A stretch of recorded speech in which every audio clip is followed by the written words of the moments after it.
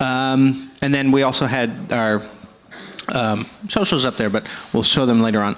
So tonight's AOT, as I talked about, our first one is redacted. No, the first speaker had to step out, so we'll have Erica coming in to do a talk. We'll have our break and for 10 minutes, and then our UTSA Astronomy, Caleb Guimard will give his Astronomy on the News segment, and then we'll end with a talk from Dr. Adolfo Santa Fe Dueñas, a recent graduate of the UTSA SWIRI space physics program. So that, yes, a big round of applause. He's a new doctor, so hurrah.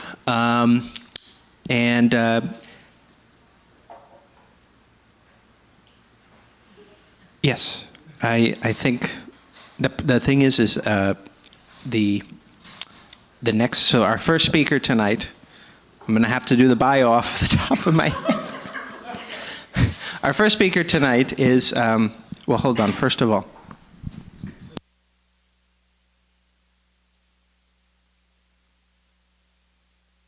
Yes, we don't have the slide, so I will just, you see her right here.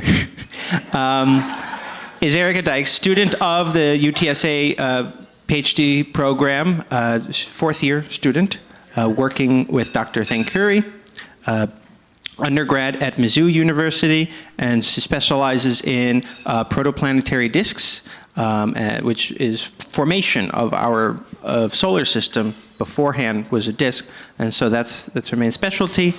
She's very involved not only with the Astronomy on Tap, but the Graduate Society of Physics students, and many various outreach activities for the eclipse back in October and the upcoming eclipse. She's been a great resource. So if you have any questions about that, she's a good one to ask, and has been a great force for us here in the department, and we're excited to have her come up, and we thank you again for the short notice of getting a talk for us. So please welcome Erica Dykes.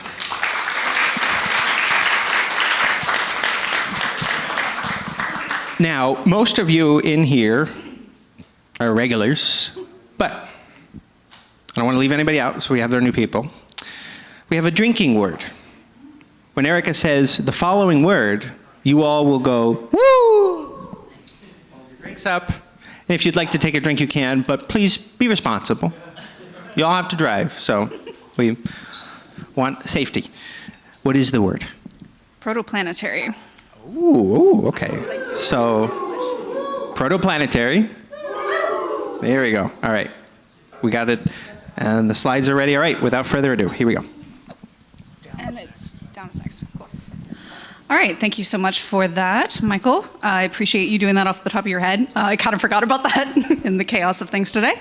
As Michael said, I am a PhD candidate up at UTSA, and I specialize in the study of these objects. I will make you wait on my drinking word, I promise. But yeah, so I specialize in studying these objects in the near infrared specifically, and so I'm going to talk to you guys today a little bit about why, or what we're looking at when we look in the near infrared at protoplanetary disks, and a few other things. So, there's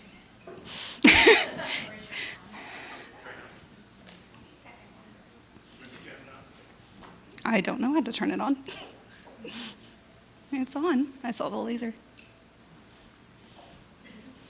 There we go. Okay. All right, that aside, let's start off with some basic information about these objects. So, for those of you who are not familiar, protoplanetary disks form alongside the stars that they surround. They form, both the stars and the disks form as a part of a nebula will collapse down, and it will have some amount of rotation to it that will cause it eventually, through the conservation of angular momentum, to collapse down into a disk. It's the same kind of, same reason that figure skaters will hold their arms in closer to themselves and spin faster as a result of that. Same idea. just on a significantly larger scale, as you will see later. So these are very, very young objects. They surround pre-main sequence stars, so stars that have not yet gotten to their main hydrogen fusing stage. They're just a little bit before that. And so they're usually in the neighborhood of 1 to 10 million years old, rather than billions that we're used to thinking of stars and other astronomical phenomena. So there are two categories of stars that we find these things around. There are the T-Tauri stars. Those are going to be intermediate and low mass stars, so sun-like and really, really low, like M-dwarf type stars, really red ones. And those are going to be less than 2 solar masses. The more massive variety are going to be between 2 and 8 solar masses. Those are the Herbig AE-BE stars. And typically you see very similar morphology between the disks, but in general, good to know for a little bit later when I talk about some of our limitations that we run into with near-infrared observations. So, that all being said, why the heck do we even care about these things? They're disks of material around young stars, so what? As Michael mentioned in my introduction, they are active sites of planet formation. If we want to understand the population of exoplanets that we do see, if we want to understand how planet formation works in general, we need to understand the environment that is protoplanetary disks. So we need to understand what the heck's happening. So a couple things to keep in mind, the most important of which is that when we are looking at these disks, depending on what wavelength regime we are observing them in, we will be looking at different parts of the disk. So you can see here in green is a region very close to the disk, and that is going to be observable in the mid-infrared because that's where we're getting thermal emission from the dust. As we go a little bit further out, we start to see near the midplane of the disk much emission from larger dust grains. They're still pretty cold because they're not as heated by the star, and so we see these in millimeter and submillimeter regimes, so that's going to be what we would observe with like ALMA. In fact, ALMA is one of the only ones that we can get high-resolution imaging with of these objects in millimeter, submillimeter. What I am interested in is these yellow regions here. And these are the surface layers of the disk where we find a lot of really small dust grains and aggregates that those dust grains form over time. And that is all going to be in the form of scattered light. So one of the complications we get with scattered light observations is we don't actually get composition information directly from it. We don't get absorption features. We don't get emission features. So that is one complication that limits the kind of information we can get from near-infrared objects or observations.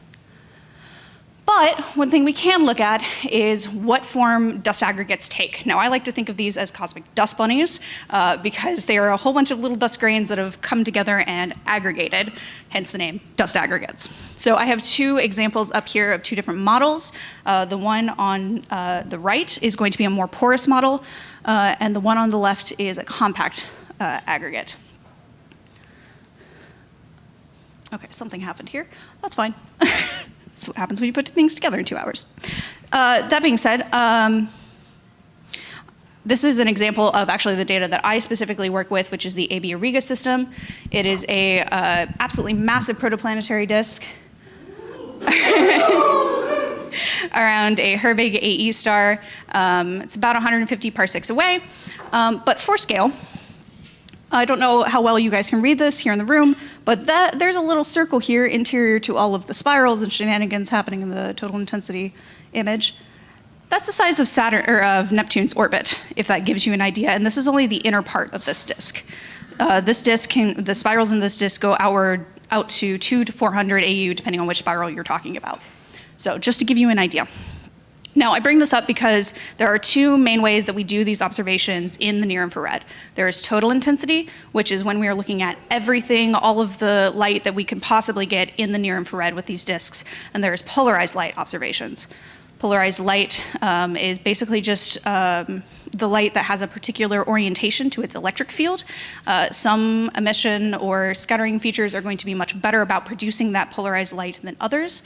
And that is really important to us because, as you will notice, again, this is the same disk. There's this lovely bright feature here, which for those of you in the back, reads protoplanet AB Auriga B. You'll notice it does not appear in the polarized light image. And that's really important for us because protoplanets do not show up well in polarized light.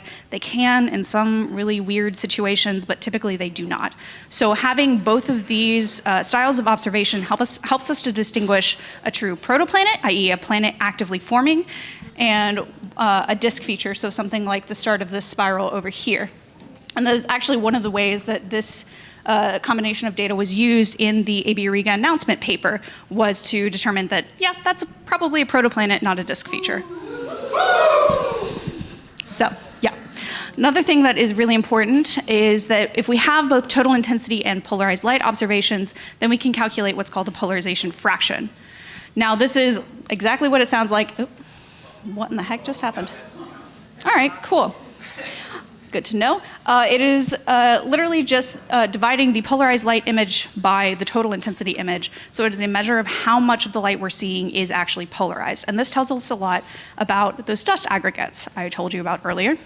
So if it is a more porous aggregate, then we will see one kind or one particular pattern to the scattered light images. If it is or if it is more compact, we'll see something else. And then also if it's a single grain, we will see an even different pattern. So to explain this figure here, these are single grain models here, and then these are all porous, or are all dust aggregates. This is the compact aggregate I showed you earlier. This is the most porous of the aggregates that I showed on, I think, the third slide.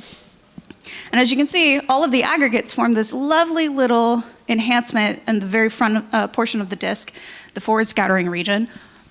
But the monomers, the single grains, do not, which is one of our great ways to distinguish whether there's a single grain dominating in the surface layers of these disks, or if we have aggregates.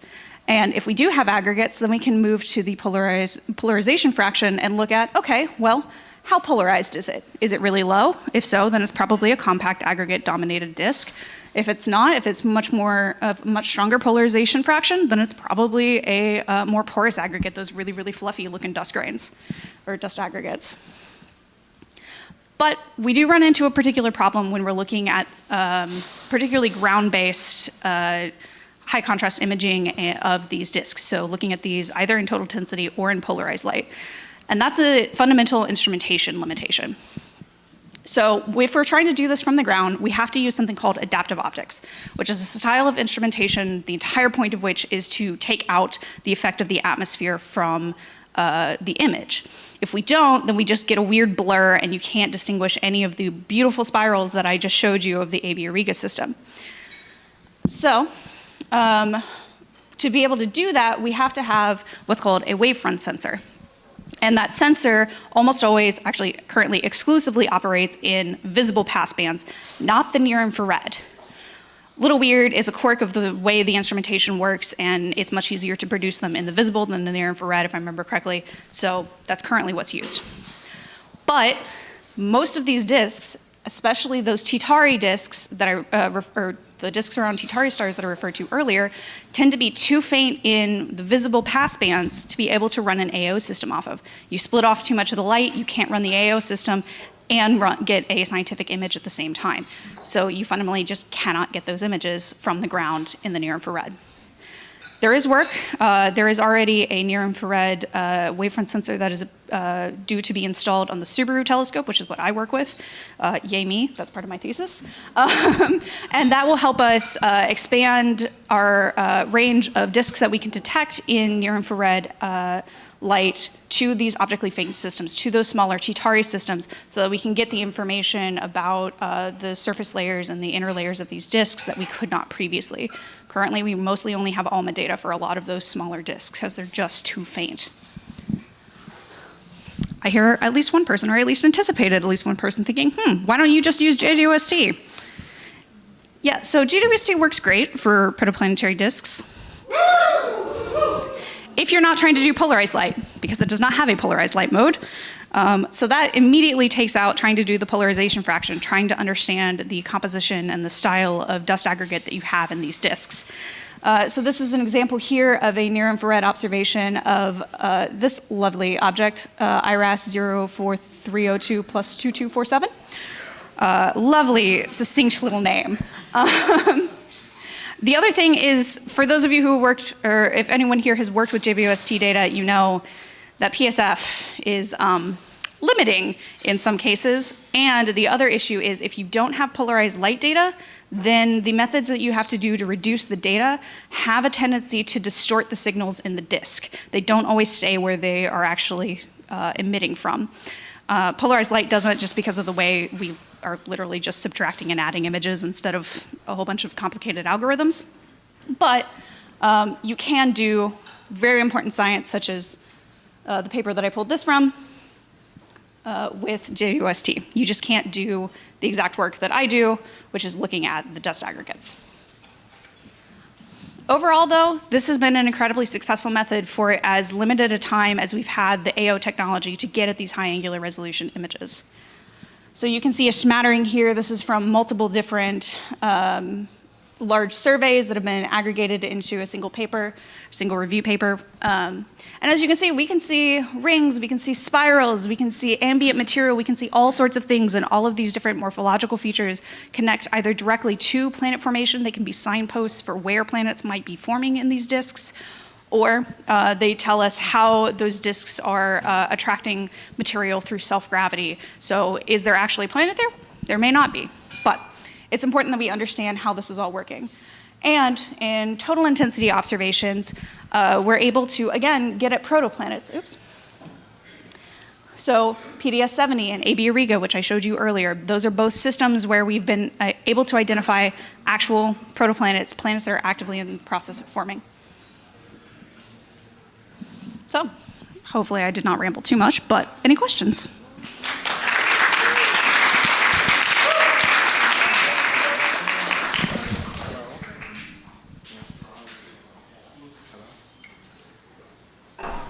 Hello? Oh.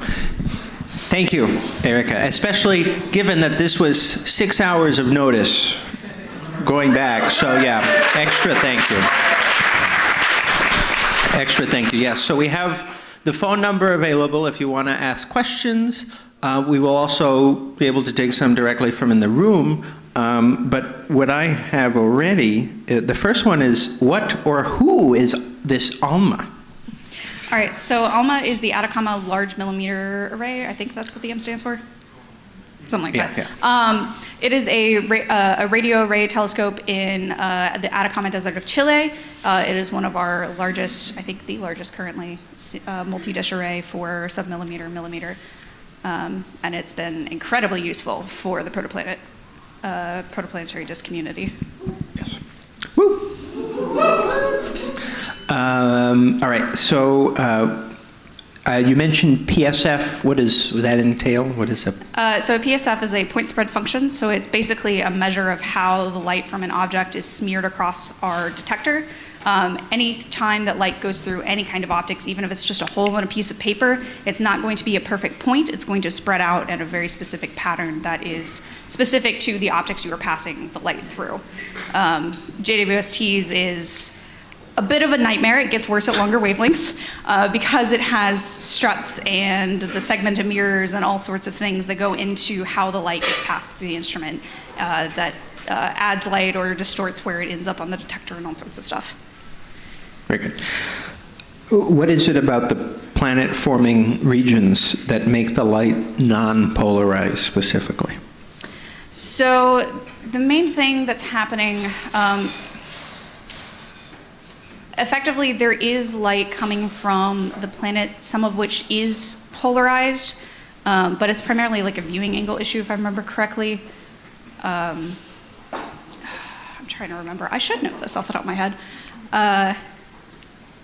Yeah, I think part of it is it doesn't pass through as much dust and the viewing angle changes, so you just don't get a strong polarization signal as if you have a star in the center and the light's coming out and bouncing off the dust grains. Okay. Are protoplanetary disks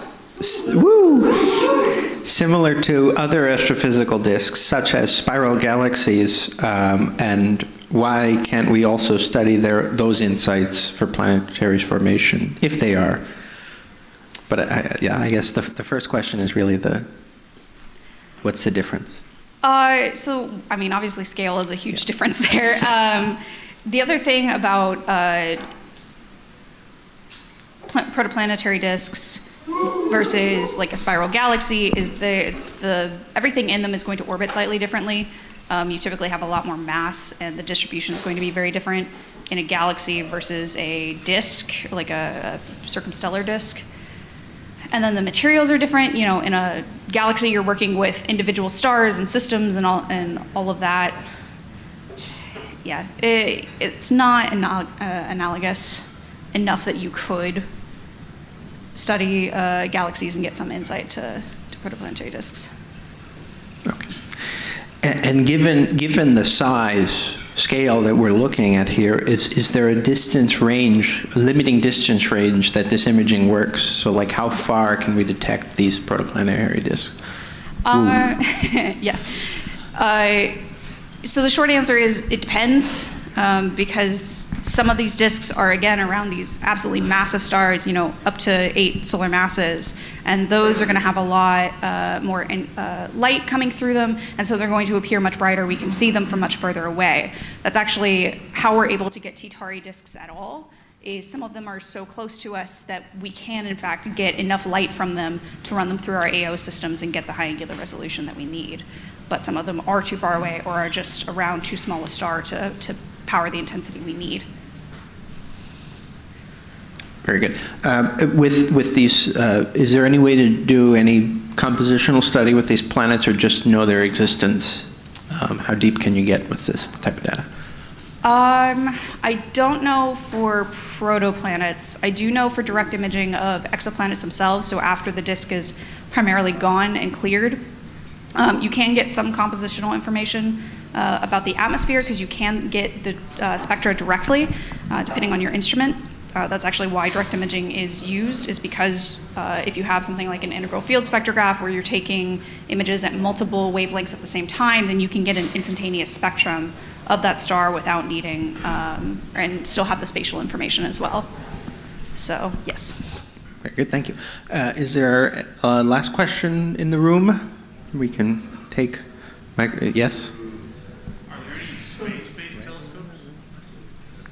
Are there any space-based telescopes for observations like this? For polarized light, yes. HST Hubble does have a polarized light mode, and it has been used for these disks. But Hubble is unfortunately old. Who knows how long it will be around still. And so the resolution is not as good because the objects are not as updated. And it's also much smaller than something like our ground-based ones, which are on par with JWST's mirror size. The one that I work with is an 8-meter class telescope, just like JWST. So that's kind of the size you need to start to get these high angular resolution imaging. All right, thank you. Let's thank Erica once again.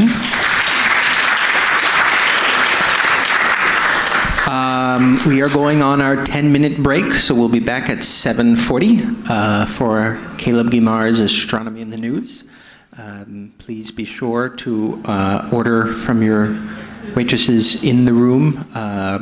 Do not crowd the bar, although tonight I don't think that's too much of an issue, but just still. And we'll be back soon, and our merchandise table is here for your perusal as well. Thank you.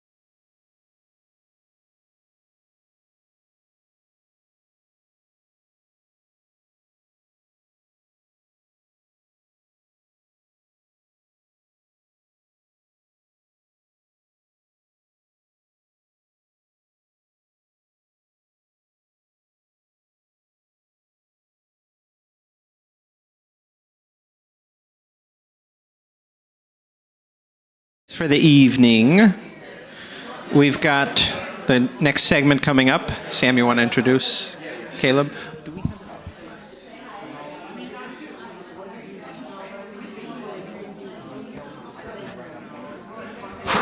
Yeah, I'll do it after this. Okay.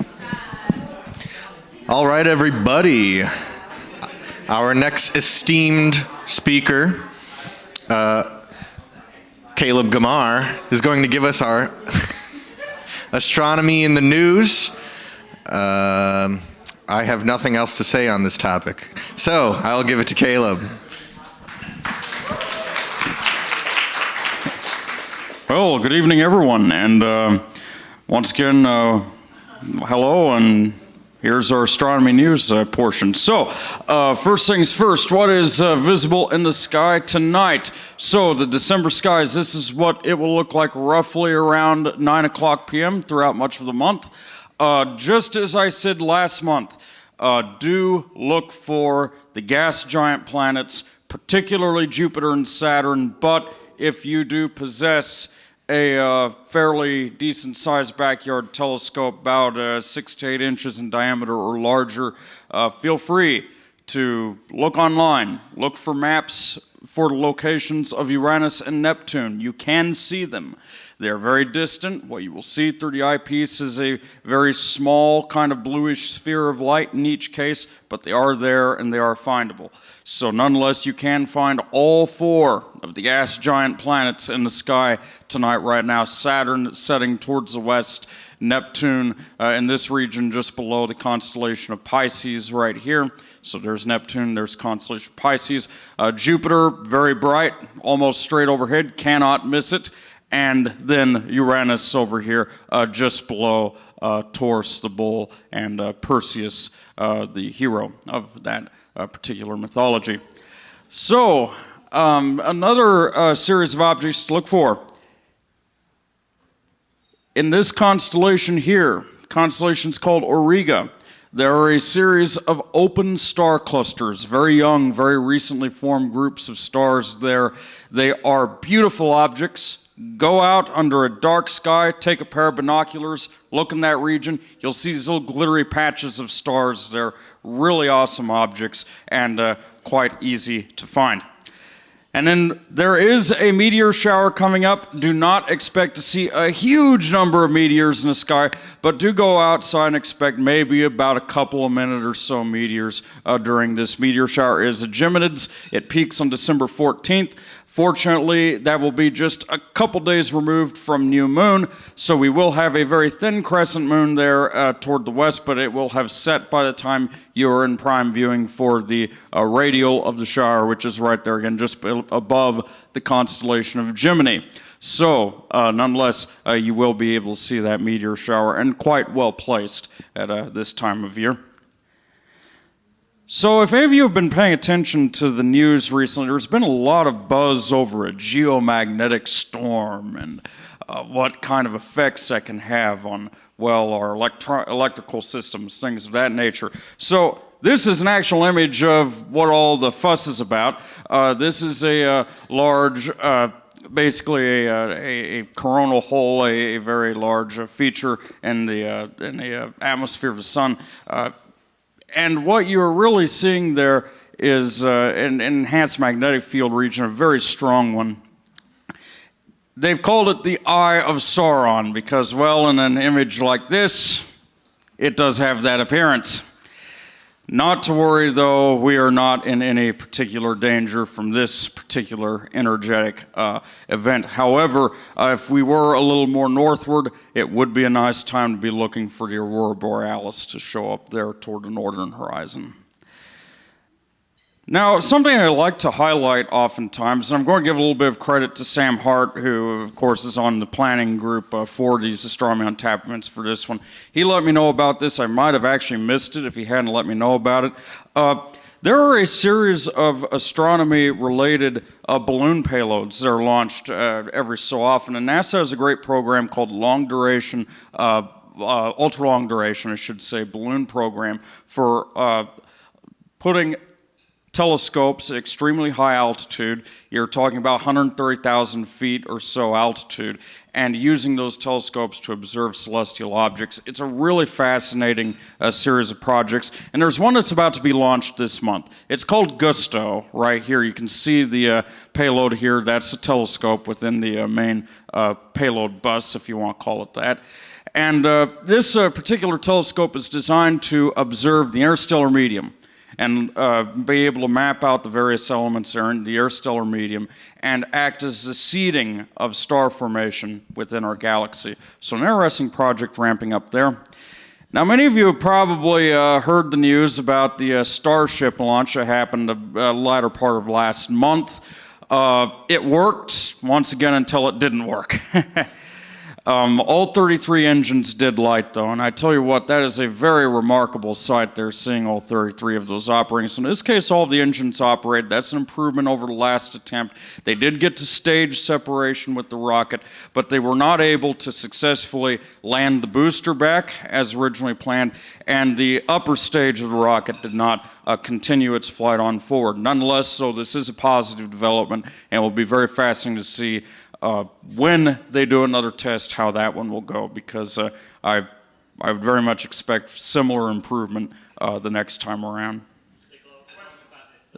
Question? They were talking about hot staging. Oh, Can you explain what that is? not exceptionally, but here's where I can kind of give a guess as to what they were meaning. Basically, the lower stage still has fuel in it. The lower stage still has fuel in it. It has to be reignited in order to land, hence hot staging instead of it being a completely inert stage. So I'd encourage you to look more into that, though. So another kind of interesting piece of news that cropped up, a joint observational effort with the Hubble Space Telescope and James Webb Space Telescope. Imagery from both telescopes was used to highlight this particular galaxy cluster, which is a lensing galaxy cluster. You see these lensed artifacts around the galaxy cluster itself. So everything you see in this image that's redder, that's mostly the JWST data. That's looking back at that very strongly red-shifted light from extremely distant objects, and of course, extremely long look-back time on those objects. And then the bluer objects that you see here, many of those more blue-tended galaxies and everything, those are some of the closer objects in the field, and that's mostly the Hubble Space Telescope data that you're looking at. And within this image was highlighted this particular lensed feature that is actually an extremely distant star, very, very far away. You're looking at it has appeared only about 3 billion years after the beginning of the universe. So the universe is somewhere around about 14 billion years old. That is a really young view of a star, and it's probably an extremely massive object that is bending the light, giving us that signal. And so because of the size of the object that's bending the light and the actual brightness of the image itself, it was termed Mothra. Yeah, and there is a Godzilla image as well. I have not necessarily seen that one to my recollection, but there is one that they called Godzilla as well. So they rounded out the Japanese cinema monsters, if you will. So a few things not to miss. First off, there is a total eclipse coming up. If you do not know already, again, there is a total eclipse coming up. And make sure to be on the right side of San Antonio when it takes place. So April 8th, this coming year, most of San Antonio on the northwestern portion will be able to see totality, but if you are not on that northwestern portion, you are in the wrong spot. Make sure to look at the maps that are available online, determine if you'll be in the right place. It's even better to be a little outside of town. The actual center of the totality path, of course, is more north and westward. So nonetheless, though, be in the right spot. If you're not in the right spot, you're going to look up, you'll use the eclipse glasses, and you'll see something cool with the eclipse glasses, but it won't be totality. When you're in totality, you'll take those eclipse glasses off and during the totality moment, and you'll actually be able to look at it with your own eyes, see the outer atmosphere of the sun. It's a really awesome sight. We do have a observing at the Correspond Junior Observatory this Friday night. It is one that has the lectures preceding the observation, so do bear that in mind, weather permitting, of course, in the observing part, but the lectures will still take place. Unfortunately, I will not be around for that one. However, there is an event this Saturday out at South Yonah River State Park, about an hour 45 minutes northwest of San Antonio. Very nice area to observe. The sky is extremely dark, one of the darker places around to observe. And myself and a few of my colleagues that regularly do the UTSA observings will be out there and observing at that particular event. So if you want a really great view of the sky, be at South Yonah River State Park this Saturday evening. And that is Astronomy News. Thank you very much.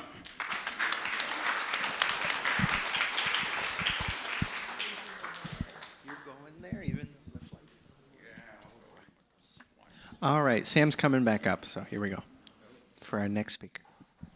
All right. Our final speaker of the night did not send me a photo of himself. So it is over here Dr. Adolfo Santa Fe Dueñas.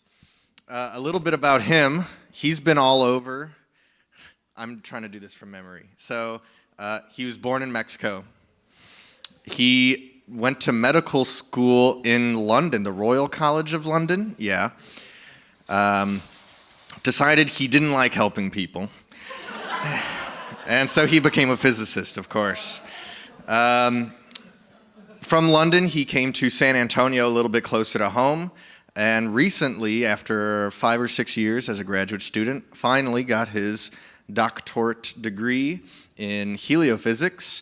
But on the side, independently, he does some interesting research on relativity. And so he recently published a paper, and he just wanted to tell us about that stuff. So, Adolfo, do you have a drinking word?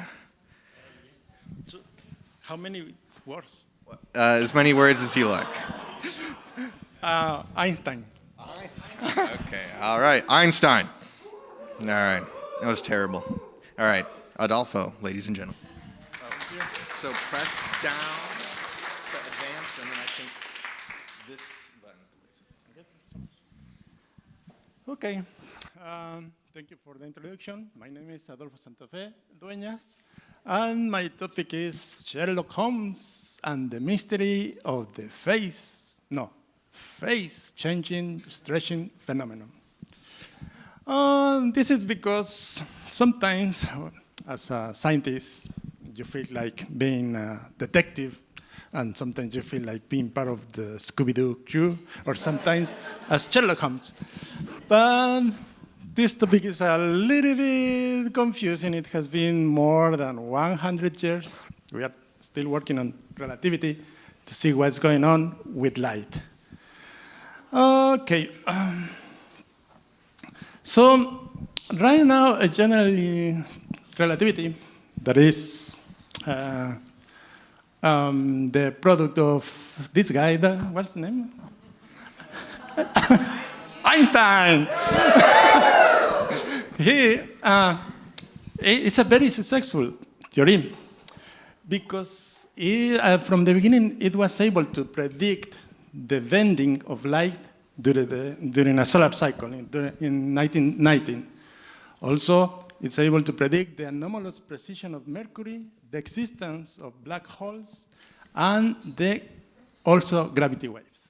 The problem is now that we cannot explain with general relativity the expansion of the universe. There are two theories that cannot agree in setting the Hubble constant by using the cosmic microwave background or by using supernova. And the other topic is that we cannot explain this behavior of the rotational curves in galaxies, that we expect the curve to be like this, but we have it like this. We need, in general relativity, dark matter of dark energy, but we still don't know what they are. So that's a problem. So many people think that we need alternatives to general relativity.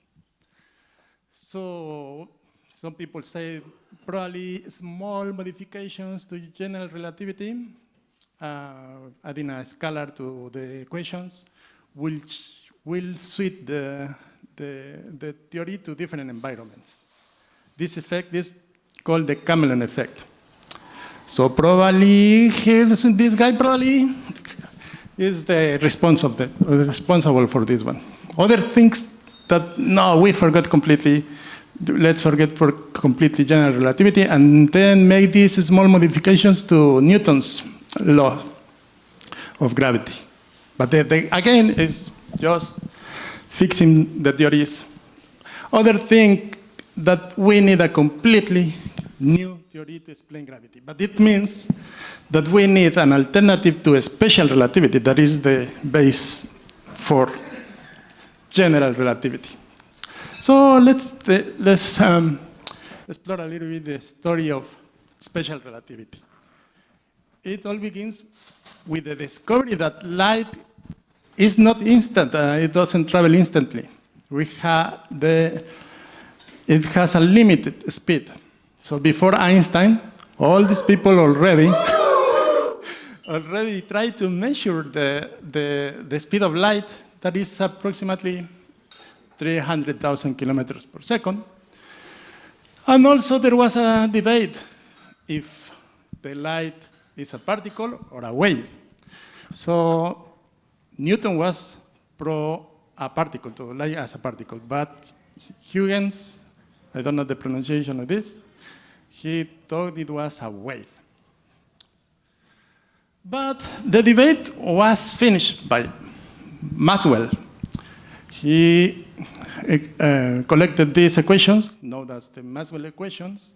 With these equations, he was able to predict the existence of electromagnetic waves, and he concluded that light was actually also an electromagnetic wave that travels through a special medium called the ether at about 300,000 kilometers per second.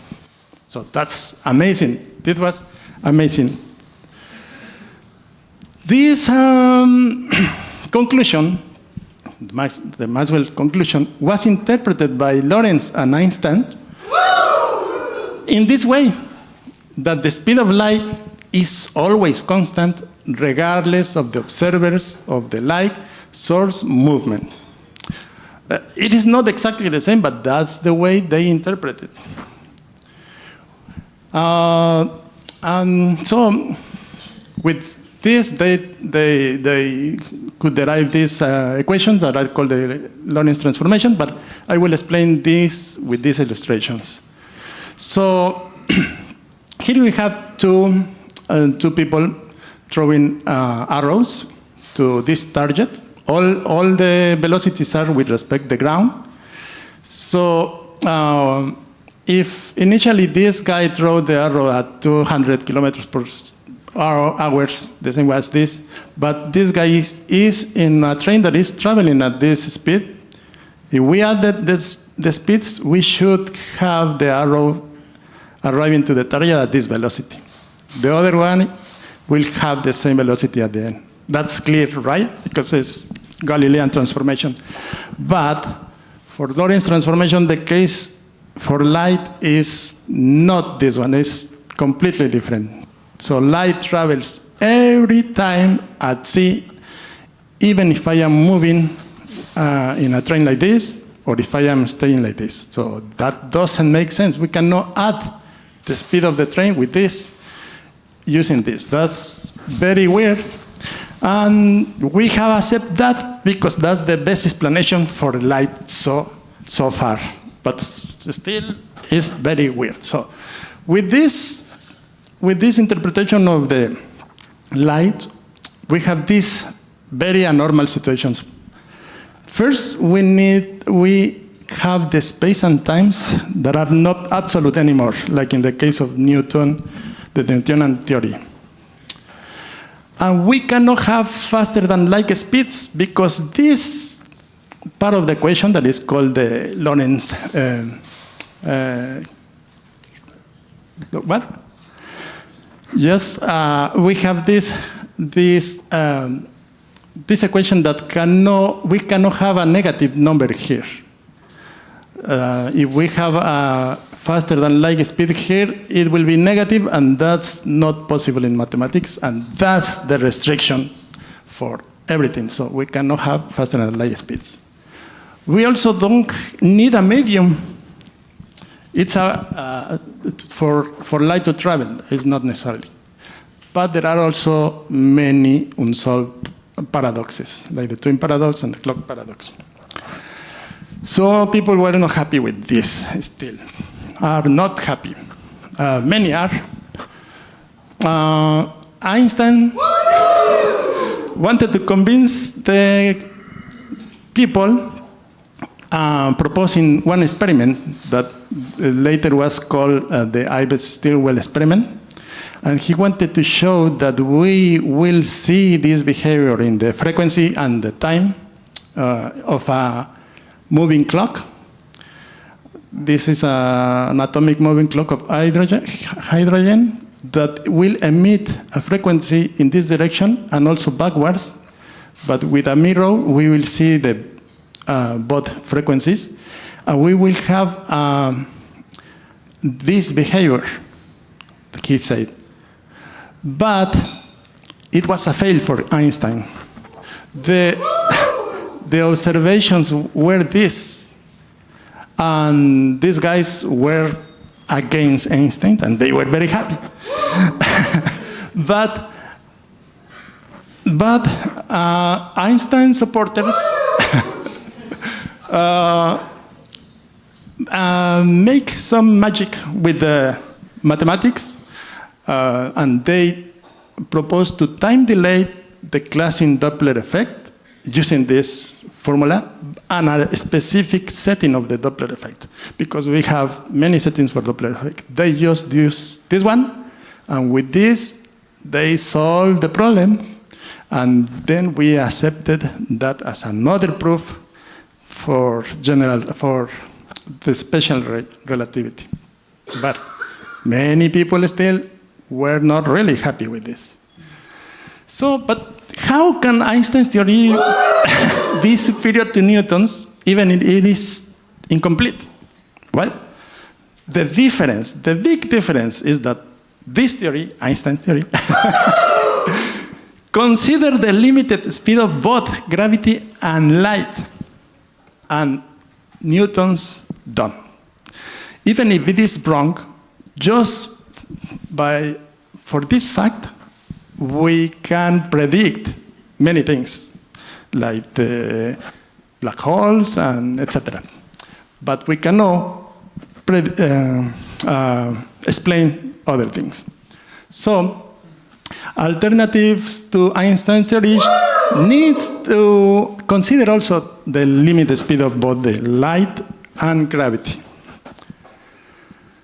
So, there is a new theory that again reinterpret the conclusion of Maxwell that we are going to repeat. Light is a type of electromagnetic wave that travels through a special medium called ether at this speed. In his conclusion, Maxwell never mentioned anything about the medium. He just assumed that the medium was stationary. But it cannot be stationary for the emitter and the observer at the same time, because they could move with respect to each other. So the new theory proposes dynamic medium that remains stationary with respect to the emitter and the receiver in their respective vicinities where light travels at this speed. So let me explain again with this illustration. We already know the arrow, that if we add the speeds, arrow will arrive at this velocity from this guy and at this velocity from this guy. But light, according to the new theory, yes, all the velocities set with respect to the ground, the speed of light in this theory is c plus v, that v is the speed of the train. Here, the speed of light is c, and it will arrive at c here, and also at c here at the target. What happened here? That the velocity of light need to change in the transit. The medium needs to change the velocity. It has a speed gradient similar to a rubber band like this. When we stretch this, we have in the section of the band a speed gradient. It's similar to this. Light will be dragged with this speed gradient, and we will have a stretched light here or contracted light when they are approaching. We will have this effect, the redshift effect here or the blue shift effect here. So that's the basic idea. Considering all of this, we can have the behavior of the light in a plot like this, and from there we can derive equations that are called the Procrustean transformations. That are they are more simple than the Lorentz transformation. They also have a factor here that is called the Tessian factor, but we don't have a limited velocity. We don't have the root square.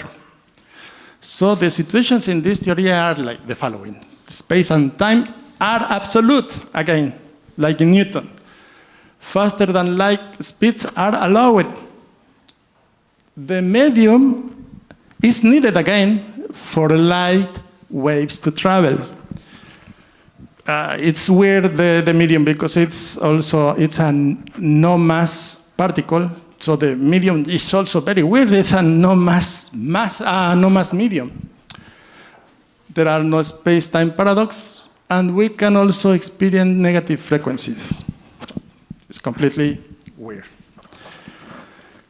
If we compare now the two theories, the Lorentz transformation and the Procrustean transformation, they match perfectly in the Ives Stilwell experiment. But if we plot the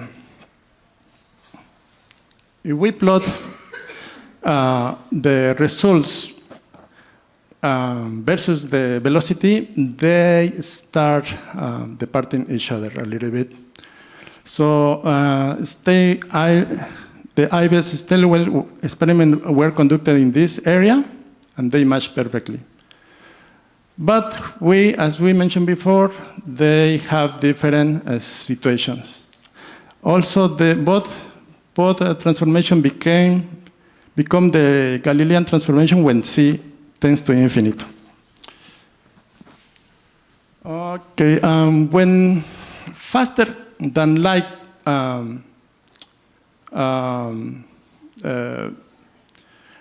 velocities are considered, they are much more different. So in this case, we have negative frequencies here and here as well. And in this situation, that is for an emitter and an observer that are supposed to be very similar, the same mass and nothing in between, the behavior of this transformation is like this. If we apply, the nice thing of this new proposal is that if we apply this to gravity, it seems that the research is in progress, but it seems so far that we don't need dark matter and dark energy for the initial problems that general relativity has. Well, that's the end of my presentation. Thank you so much.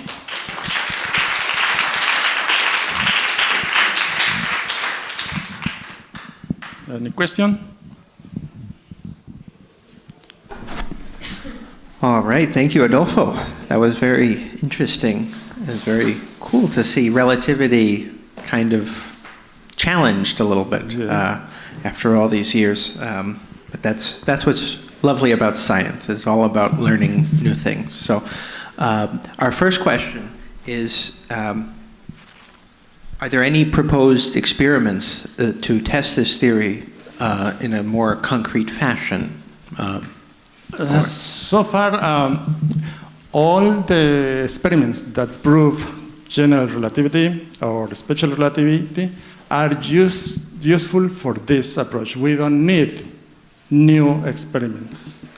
I forgot to mention that this new theory is based on something that is called the ether-drag hypothesis, and several experiments that support special relativity also agree with this hypothesis.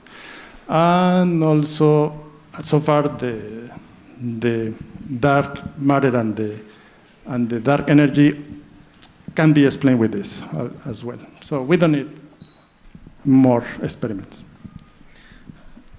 Within the community, the cosmology community, what is the level of acceptance of this? No, it's brand new. It has 3 weeks, the publication of the paper, just 3 weeks. So nobody has read the paper yet.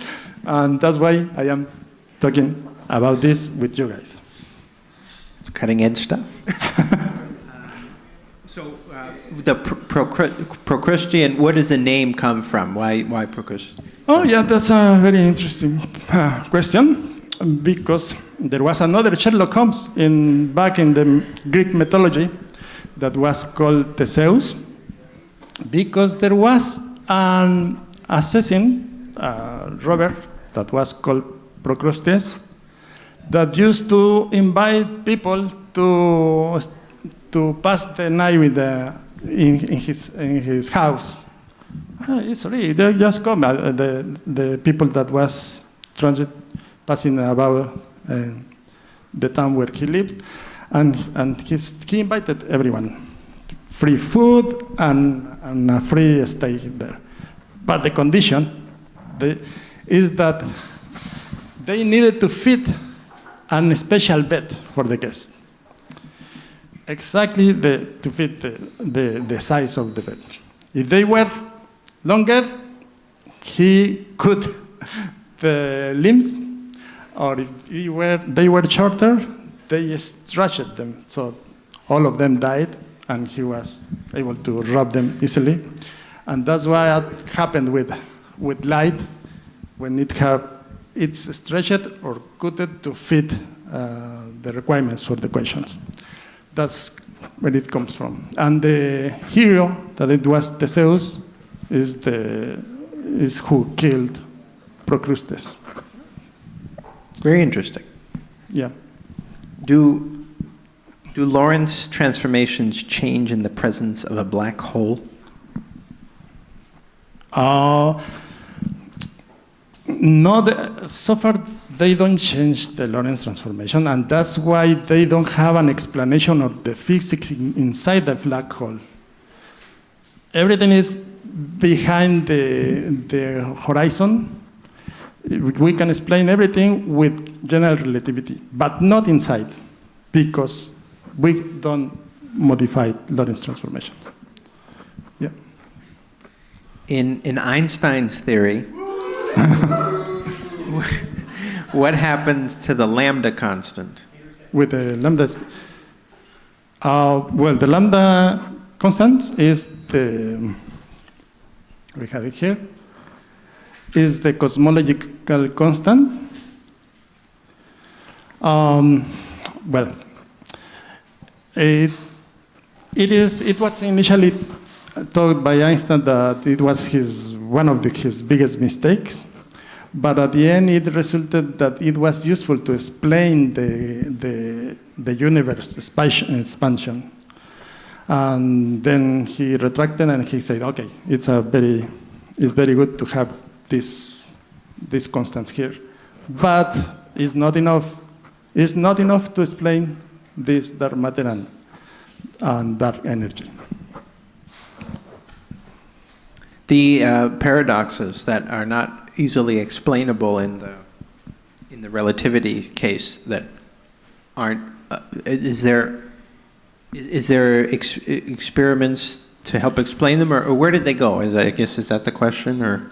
Yeah, my question was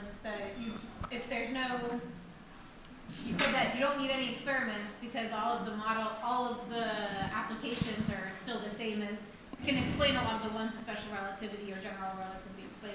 But what about the ones that general or special relativity doesn't explain? Is there a way for this theory Yes, to show it. test against Yeah. those? Well, it's a way. There are ways to explain the paradoxes that are present in general relativity, and they are not present. They are perfectly clear in the other one. First, because we have an absolute time and space, so we don't have those differences in times and distances that are present in the other. So they disappear automatically. Okay, so there's you don't need an experiment. We don't need it. Yes, because they don't exist in this theory. Very good. This theory that you presented today, is there a group that have been working on this, or is it just you, or is it? No, is I am inviting people. I am working alone with this. It was also I wanted to try an independent research. So and this is the result of this. Very interesting. Thank you. Are there any other questions from the general audience? I'll walk up and give you the microphone. Sam. Okay.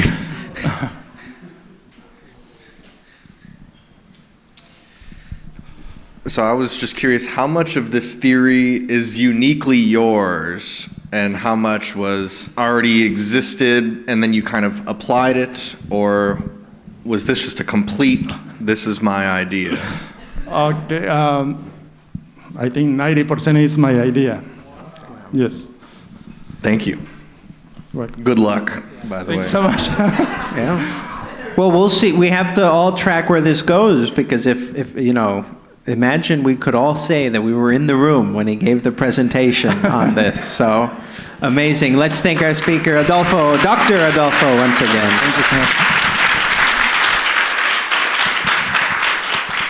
All right, that ends our speaker portion for tonight, which means we all know what that means. It's time for trivia. So we'll take our short little break here in the meantime to get the sheets and pens passed out. And then we'll head right into trivia. We've got some great prizes for you all if you can stick around. If you have to go, thank you so much for coming. Really great having you all here.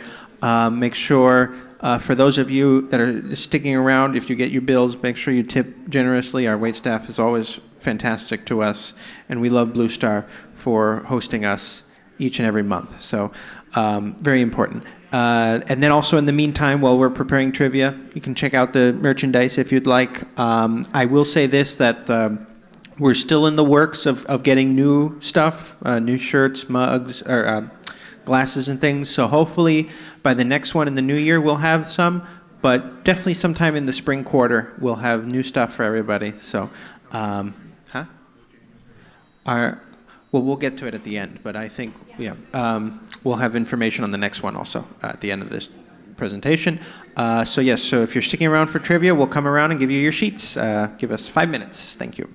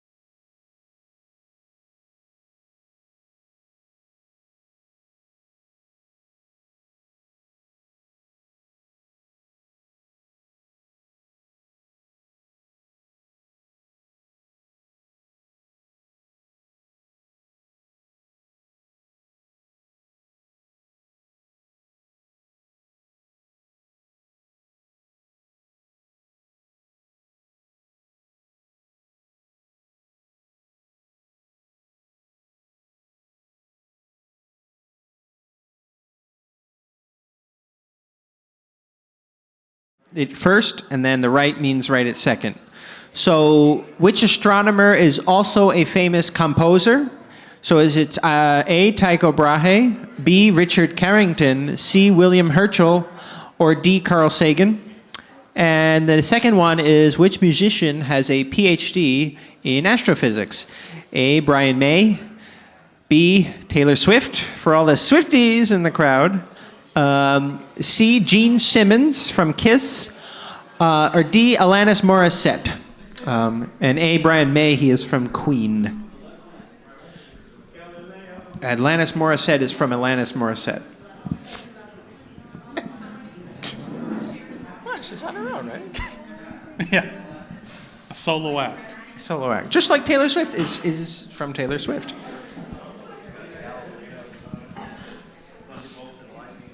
We have to have trivia that is Taylor's version. Yeah. Oh, we need trivia TV. Taylor's version.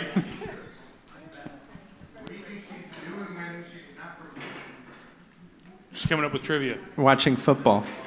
Whatever month Taylor Swift is born, that's going to be trivia. She's studying protoplanetary.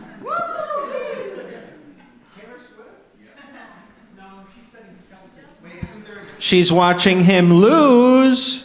Ooh. That's right. Kansas City lost this week, which means the Miami Dolphins are atop the conference. So that's just a reminder, you all. Boo this man. We don't win often. Let me have this. Wait, I gotta get my beer. Hold this. All right. Is everybody good? All right. Question 2, Aaron. The Soros cycle shows that eclipses come in pairs. Lunar eclipses always occur either blank before a solar eclipse or blank after a solar eclipse. Is it A, 12 hours? Wait. A, 12 hours, B, 1 week, C, 2 weeks, D, 2 months, E, 6 months. Sam? The first. Remember, Oh, all the of our blank things have applies 2 to- answers. Yeah. The blank is the same answer. Oh, okay. It could be 2. It could be the same. It could be 2. So the top blank goes first. Yeah. Use yeah.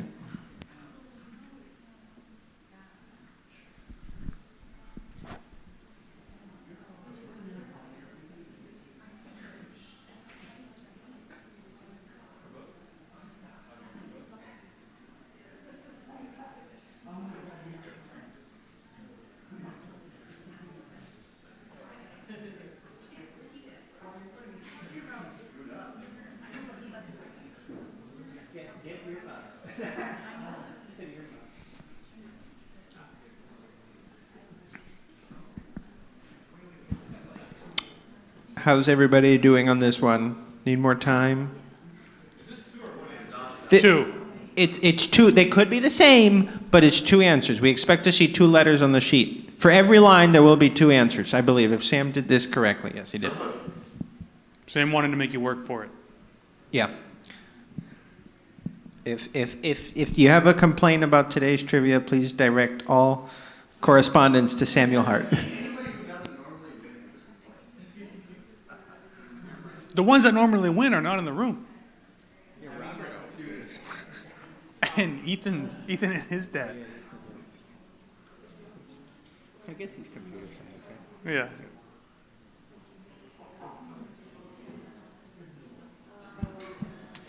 All right. Question 3? Yes? Yes? Okay. Between Stars, Interstellar. In the movie Interstellar, which is 10 years old, by the way. Woo! Yeah. Good grief. Believe it. So the first question, what is the name of the spacecraft used to travel through the wormhole? Is it A, Survival, B, Humanity, C, Plan B, or D, Endurance? And the second question is, what is the name of the supermassive black hole on the other side of said wormhole? Is it A, Gargantua, B, Infinitum, C, Pantheon, or D, Plan C? Man, I saw this movie on a whim. Went to the movie theater to see some movie. I don't remember what movie. It was sold out. There was front rows left of Interstellar and IMAX. So my friends and I were like, yeah, whatever. IMAX? Best moment of my life. The day I will never regret. Because ever since then, I've watched that movie every day for 10 years. Okay, I can't believe that you are not like the rest of us who have kept up not only with space films, but just Christopher Nolan films in general, and literally rushed to see that like the first opportunity we got. 10 years ago, I had no idea who Christopher Nolan was. I was a different person 10 years ago. I'm a big enough fan. I'm still ticked that I did not get the 70mm IMAX ticket to see Oppenheimer. I didn't get to see it in the film copy. I'm ticked I haven't seen any of these movies in 70mm. I'm hoping next year there's like a 10th anniversary, like kind of revisit 70mm IMAX kind of thing going on next year. I hope. You never know. They seem to be doing that these days. So. Yeah. Everybody good on this one? You can move to 4. Already. Question 4, Super Mario. In the critically acclaimed video game Super Mario Galaxy, the first question, the Centennial Star Festival is held to observe which celestial phenomenon? Is it A, solar eclipse, B, passing comet, C, supernova, or D, star formation? And the second question, who discovers the peculiar star-shaped creature called Luma? Is it A, Bowser, B, Mario, C, Donkey Kong, or D, Princess Peach? I have no idea. This is one of the best games ever. I love this game. No.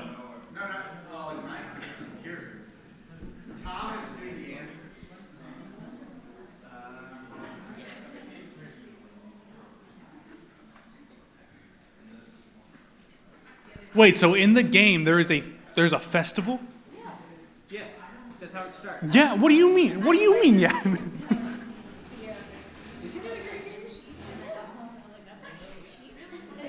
I did not have a Nintendo growing up.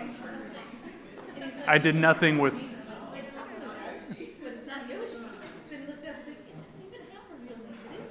Wii is like Nintendo adjacent? All right, is What, Wii? Oh. everybody good on this one? Yeah, this game was interesting for the Wii because of its motion controls.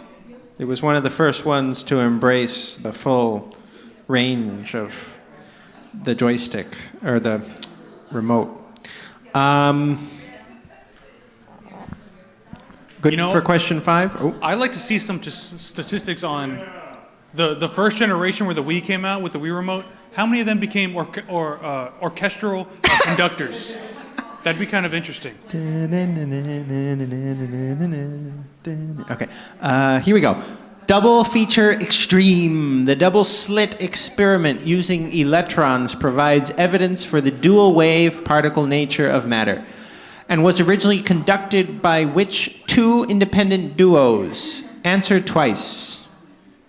So 2 duos did this experiment. So was it a combination of Davison and Germer, Trump and Biden, good grief, Hulse and Taylor Jr., Bloch and Purcell, Thompson and Reed, and then bonus, and we're going to run out of space.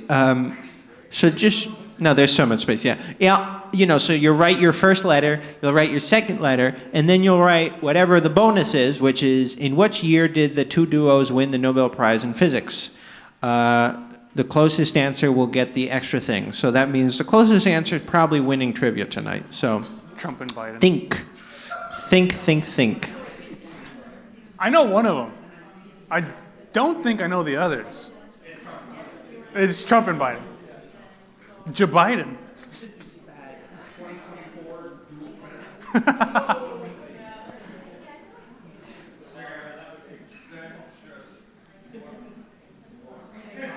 I mean, honestly, why not?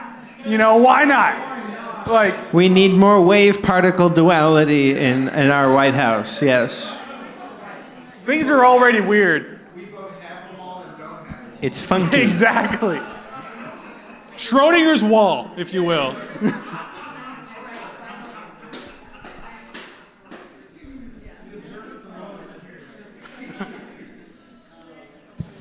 All right, yeah, this one, I'll give you a little bit of time since there's technically 3 things you got to think of for this one. But Wait, so they both duos won, but my question is only 3 are allowed to win. Is that a rule? That's a rule. I think the second name did not win. I think it was just the first name. Oh, But they were 2 people. yeah. I think I know which one's won. Okay. And maybe one of them was a representative of the other group. Also, you cannot be awarded the Nobel Prize posthumously. Yeah. Oh, good point. The Nobel Prize is a very weird.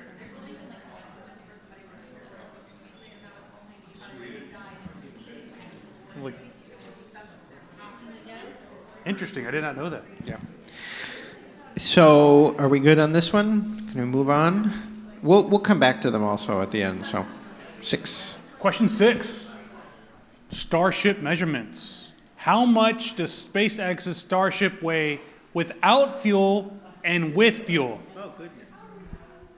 A, 7,700 kilograms, B, 77,000, C, 770,000, or D, 7.7 million kilograms. And with fuel, is it 11,700, 117,000, 1.17 million, or 11.7 million kilograms?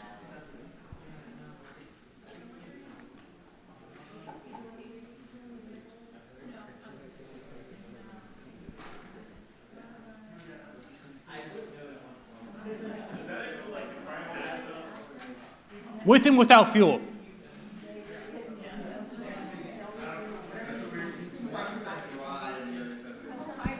Wet mass is everything.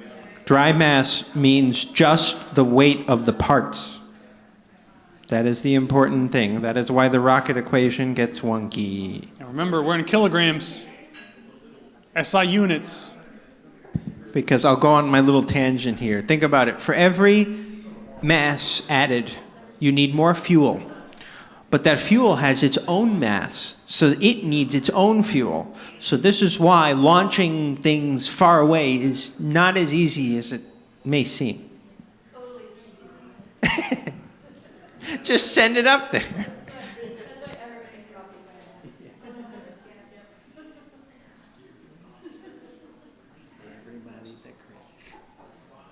What kind of fuel does Starship use? Is it solid or liquid? I don't know. Everything has to be. I honestly have no idea. A lot of the rockets use different types of fuel for different stages. Yeah. So it might have multi-fuel. Because I think it's Artemis doesn't use any solid fuel boosters. No, probably not. Like the SLS unit? Yeah. All right, we're ready to move on to the bonus. We're moving on to the bonus. Bonus. Bonus question, double unary feature. The number below is given in binary notation. What is this number in base 10 notation? This is a good question. I like this question.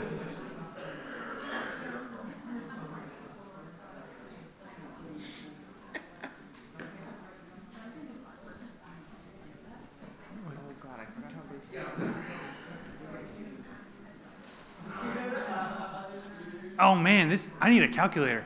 Wait, it's 2, 4, no. You figured it out, Michael. You figure it out.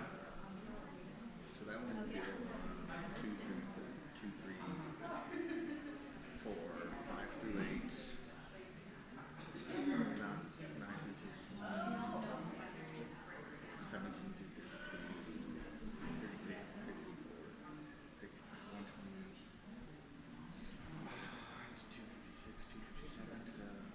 12, 5 to 10, 25, 20.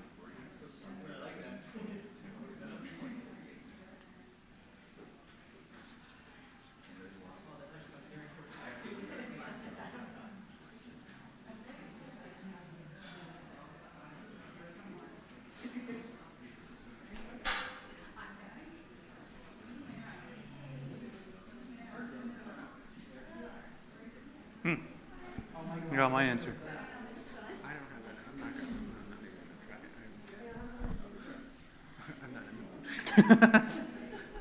You're not in a binary mood. I'm over it. No.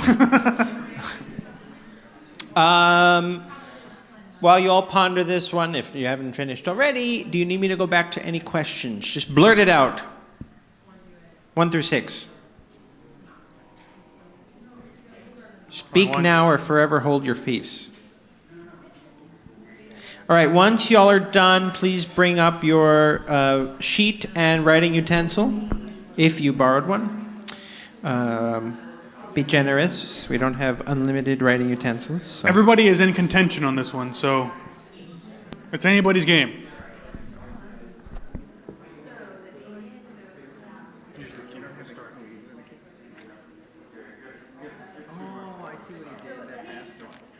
What? That bastard. That's not right. For the bonus? Oh.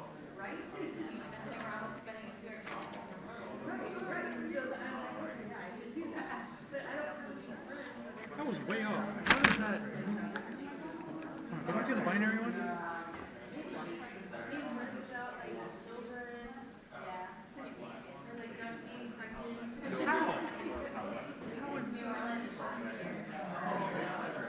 Oh, no, I was one off. Yeah.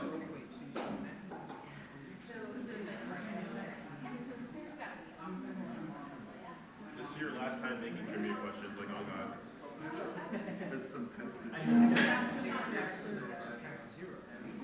Wait. Look, I don't know. I just looked it up.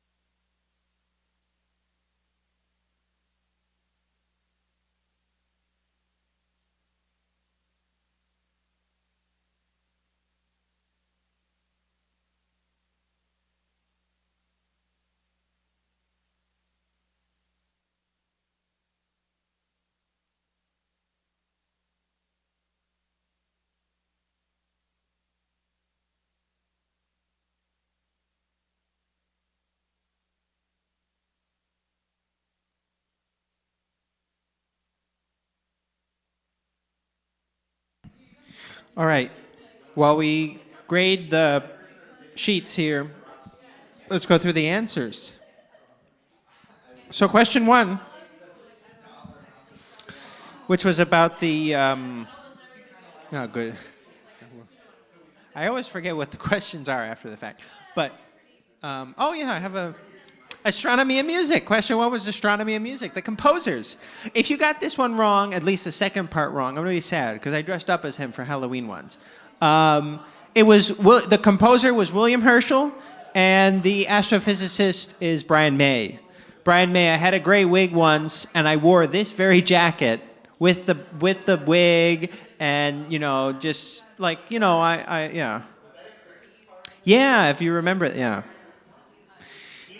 Brian May of Queen, who is still around. He's still kicking. He is an astrophysicist. Anyway, the wind blows.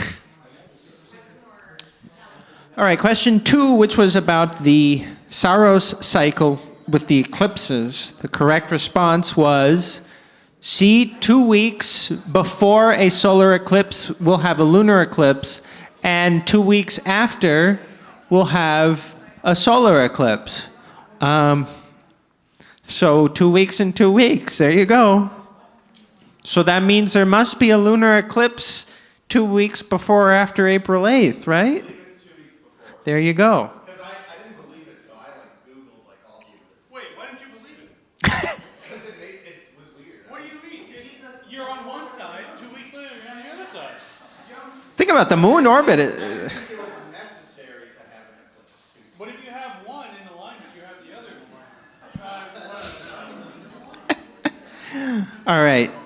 Question 3, between stars. So this one was about interstellar. The answer was D, Endurance, for the spacecraft, and the name of the hole was Gargantua, black hole. Yeah, yeah, Plan B and Plan C. We're going to need a bigger ship if we're going to go through a black hole, that's for sure. All right, question 4 about Super Mario. Let me see if I got it. Oh, I got it half right. Nuts. I got Princess Peach. It was a passing comet in Princess Peach. So they were admiring it, and then of course Bowser had to come and ruin the party because he's a big old you-know-what. Yeah. Star Festival's a misnomer. This mic isn't on. Now it's on. All right. The double feature extreme. So who were the two scientists, or the two duos for the double slit, and when was the Nobel Prize awarded? Davison and Germer, and Thomson and Reed. And the year was 1937. 1937. That's a great year. That is a great year.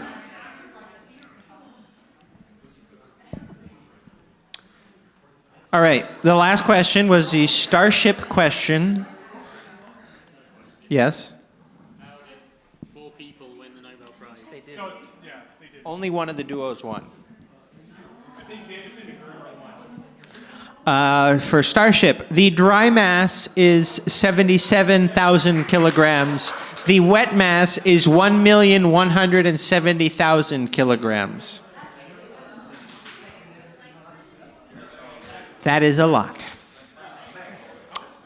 And I'll let Aaron just say it. What is the answer to the bonus?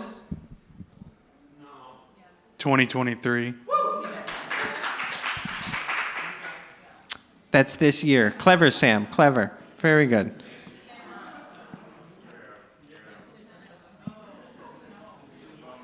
If you have any disputes on this one, once again, Sam's right there.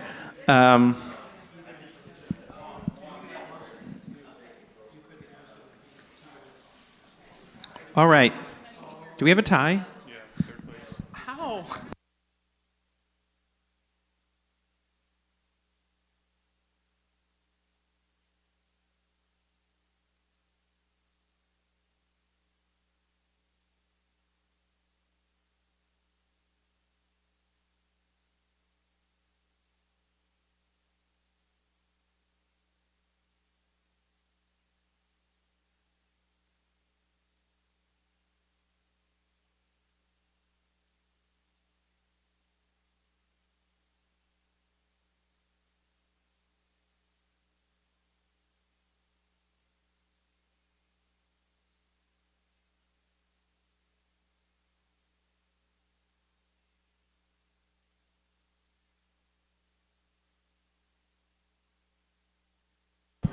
All right. Got the bonus wrong. We don't have a tie, so we do have 3. So in third place, so our third place prize tonight will win these beautiful lunar postcards donated to us by Robert Reeves, who I'm happy to announce he's gonna have some amazing prizes for us for next year. So when you all come back next year for trivia, we're gonna have some really cool stuff from Robert Reeves. I'm really excited about it. So you will win these postcards and solar system playing trading cards. The winner in third place is marker. It's redacted. There is no redacted. Who's redacted? Hey, round of applause.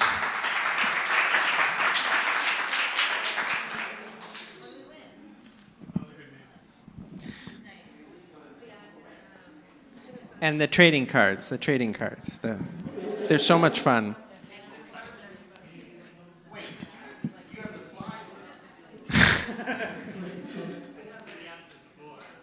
And you didn't get 100. In second place, we have a beautiful James Webb poster, a punch sticker, and more of the NASA cards. We have Spaceballs. Woo! Why'd you hesitate? You probably got a million. Wait. You don't got a million of these. Yeah. All right, drum roll for the first place prize tonight. But while you drum roll, we have the top prize is a really, one. We'll save one for the next. This really cool thermos that says drink in totality. It is a Eclipse thermos. Really, really cool.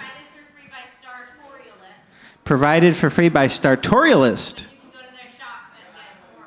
Go to their shop and you can get your own if you didn't win it for the total eclipse. This one is, the date on it is for the annular, so if you win it, you can still buy another one. The winner is Professionals. Woo! Oh, well, actually, wait, hold on. You get that, and the straw. Oh, straw. Yeah. Congratulations.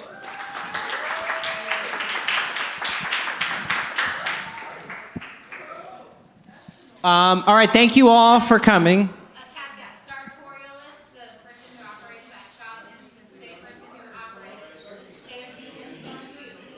AOT. Oh, so the person who operates the Startorialist shop is also the person who operates AOTHQ. So it's a double supporting measure there. So yeah, woo. Thank you all for coming. Our next AOT will be either at the end of January or at the beginning of February. We'll keep you all updated via email and social media. Thank you all for coming. It was a great time tonight. I wish you all the happiest of holidays and the happiest of New Year, and may 2024 be even better. And if you want some merchandise, come on up before we pack up.